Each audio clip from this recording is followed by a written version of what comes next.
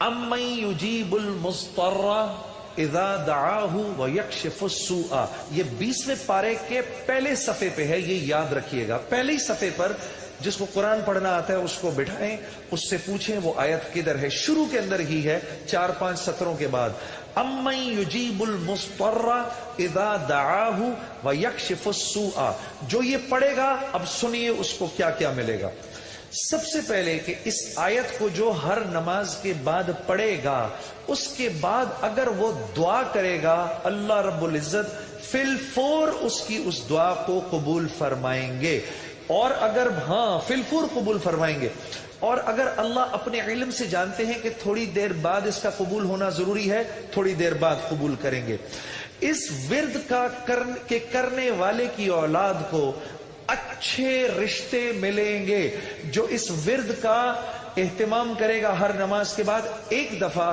اس کو یا اس کی اولاد کو اللہ اچھے رشتے دے گا۔ اس ورد اس آیت کے پڑھنے والے کو جب یہ کسی مشکل میں پھنسے گا، اور اگر اس کی زبان سے اس وقت نکلا، جب آپ سے موبائل چھیننے آتا ہے نا کوئی،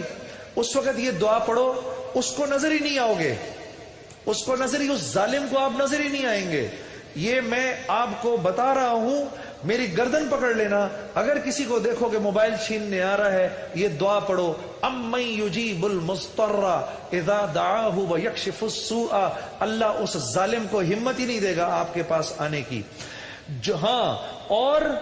اگر کوئی غم مسلسل 6-7 دنوں سے آپ کی طرف متوجہ ہے، کوئی خوف یا کوئی غم آپ کی طرف متوجہ ہے، ماں باپ میں سے کسی کا انتقال، بھائی بہنوں میں سے کسی کا انتقال، اولاد کی طرف سے کوئی غم مل رہا ہے، اس کا ورد بڑھا دو، اول آخر 11 دفعہ درود شریف پڑھ کر اس کو